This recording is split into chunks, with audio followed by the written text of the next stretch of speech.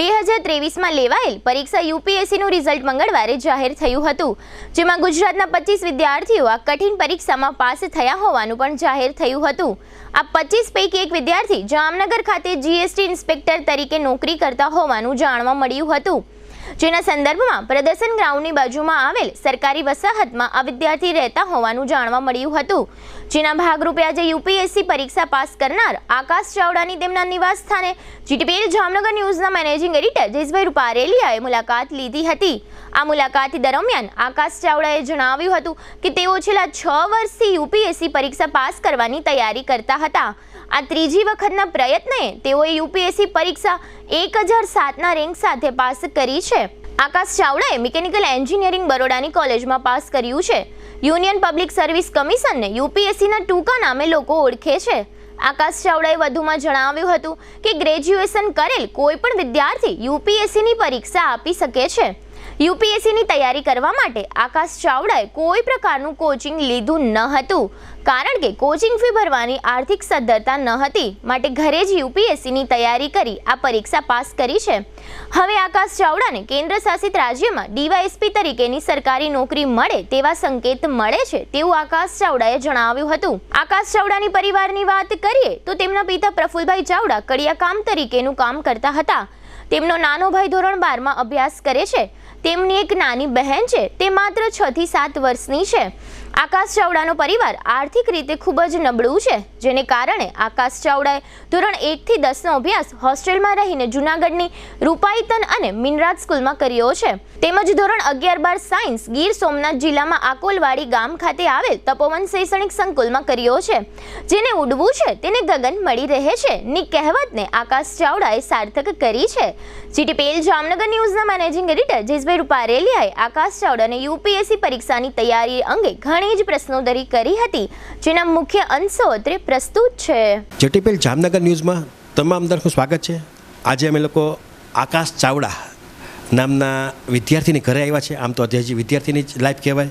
ખાસ કરીને મજાની વાત એ છે, જામનગર માટે પણ મજાની વાત એ છે કે એમણે યુપીએસસી પરીક્ષા પાસ કરી છે, એટલે અમે લોકો જીટીપીએલ જામનગર ન્યૂઝ પણ એને કોંગ્રેચ્યુલેશન પાઠવે છે। અને ખાસ કરીને મજાની વાત એ છે કે એમના જે ફાધર છે એ કડિયા કામ કરે છે અને મૂળ ગીર સોમનાથ જિલ્લાના છે, પણ છેલ્લા 2 વર્ષથી જામનગર ખાતે સ્થિર થયા છે। અને ખાસ કરીને એની ઓલરેડી જીએસટી ડિપાર્ટમેન્ટમાં ઇન્સ્પેક્ટર તરીકેની જવાબદારી ઓલરેડી છે જ, પણ એને પોતે યુપીએસસીનું સપનું જોયું હતું, એટલે યુપીએસસીની પરીક્ષા વારંવાર આપી છે અને 2 વખત તો ફેલ થયા હતા, ત્રીજી વખતની અંદર આ બાબતમાં એ સફળ થયા છે।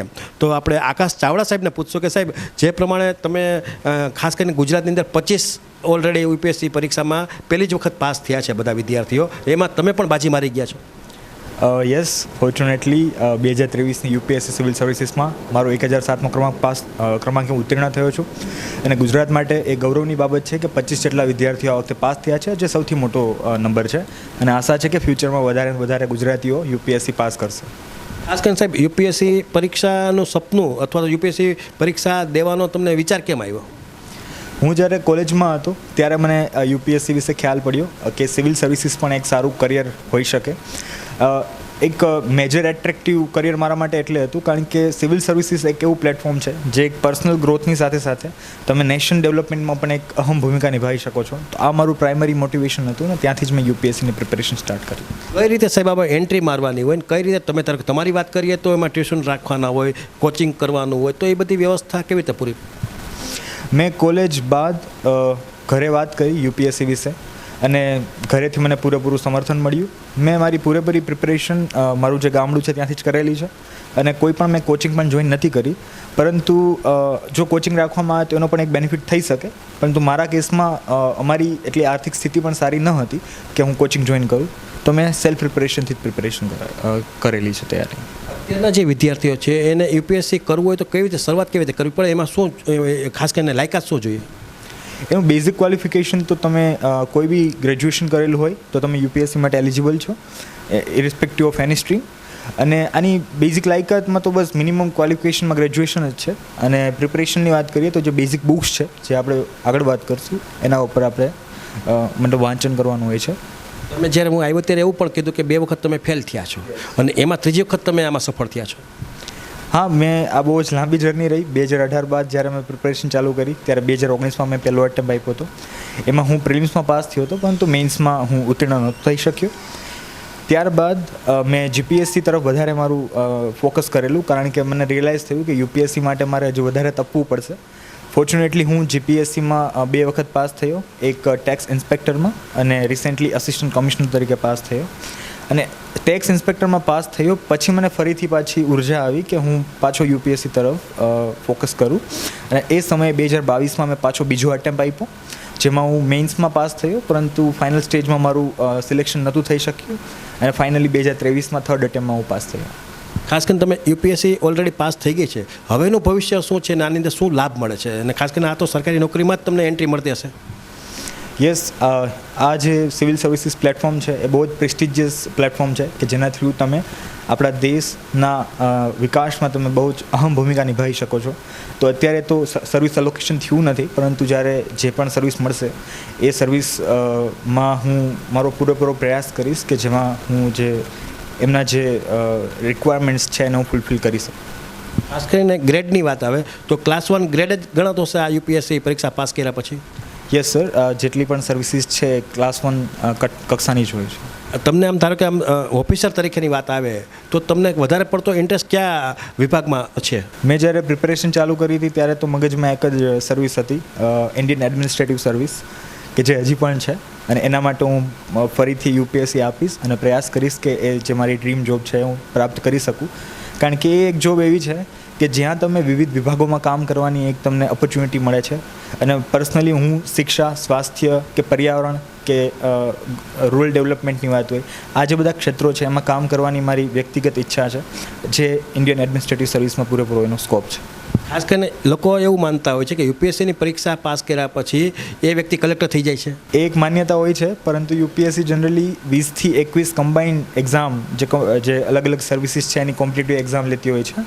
તો એમાં આઈએએસ છે, આઈપીએસ છે, ઇન્ડિયન રેવન્યુ સર્વિસ છે, ઇન્ડિયન ફોરેન સર્વિસ છે અને બીજી ઘણી બધી ગ્રુપ એ સર્વિસીસ સેન્ટ્રલ ગવર્મેન્ટની છે. તો આખી કમ્બાઇન્ડ એક્ઝામ છે. ખાસ કરીને ધારો કે તમને એન્ટ્રીની વાત કરે તો તમે આઈએએસને એટલે કે કલેક્ટર કક્ષાના જે ઓફિસર હોય છે એની કક્ષામાં આપ આવી ગયા છો? મારો આ જે રેન્ક આવ્યો છે એ પ્રમાણે આઈએએસ મળવું તો અશક્ય છે, પરંતુ જે બીજી સેન્ટ્રલ ગવર્મેન્ટની સર્વિસીસ છે એમાંથી કોઈ એક સર્વિસ મને અલોટ થશે. આની અંદર ધારો કે પછી ધારો કે યુપીએસસીમાં તમારા રેન્ક દરમિયાન કહો કે થોડોક ડાઉન ગયા છે તો એમાં આપવા માટે તો ભવિષ્યમાં બીજી ચોથી એક્ઝામ આપો તો પણ તમને એમાં એન્ટ્રી મળશે? યસ સર, આમાં આ જે એક્ઝામ છે એમાં તમે આઈએએસ અને આઈએફએસ બનો તો તમે ફરીથી અપિયર ન થઈ શકો. અધરવાઇઝ જો કોઈ તમને બીજી સર્વિસ મળે છે તો તમે ફરીથી તમારો રેન્ક ઇમ્પ્રૂવ કરવા અથવા સર્વિસ બદલાવવા માટે તમે આ એક્ઝામમાં અપિયર થઈ શકો છો. એટલે આ રીતે તમે જોયું કે આ આકાશ ચાવડા સાહેબ હતા, યુપીએસસીની ઓલરેડી પરીક્ષા આપેલી છે અને એ પાસ પણ થઈ ગયા છે અને આવતા સમયની અંદર એમને લેટર પણ આવશે, જોબ પણ મળશે, ટ્રેનિંગ પણ મળશે અને ખાસ કરીને યુનિયન પબ્લિક સર્વિસ કમિશનનું જે શોર્ટકટ નામ જે કહેવાય એ યુપીએસસી તરીકે ઓળખાય છે. અને આમ સામાન્ય રીતે તો આમ ડેપ્યુટી કલેક્ટર કક્ષાની વાત આવે કે ક્લાસ 1 ઓફિસરની વાત આવે તો એમાં નંબર યુપીએસસીના જે વિદ્યાર્થીઓ પાસ થઈ ગયા હોય એ લોકો લઈ જાય છે.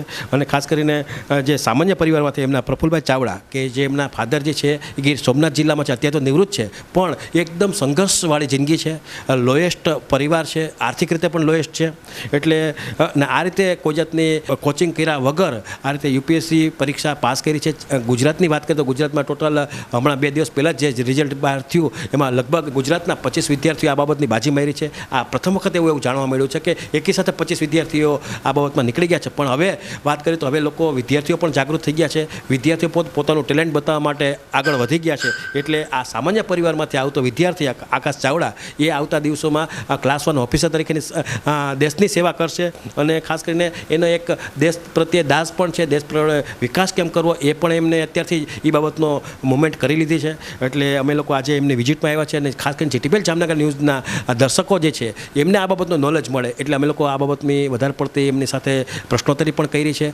એટલે હવે ધારો કે વાત આવે તો આકાશ ચાવડા સાહેબ આમ તો હમણાં ડ્યુટી મળી જશે એટલે જામનગર છોડી દેશે, ગમે ત્યાં એને બીજા અધર સેન્ટરમાં જવું પડશે, પણ છતાં પણ જો કોઈ વિદ્યાર્થીઓને આ બાબતમાં આગળ વધવું હોય તો આકાશ ચાવડા સાહેબનો એક ફોન નંબર પણ અમારી પાસે હશે, તો અમારી પાસે લઈ અને તમે એની સાથે નાની મોટી યુપીએસસી બાબતની આગળ વાત પણ કરી શકશો.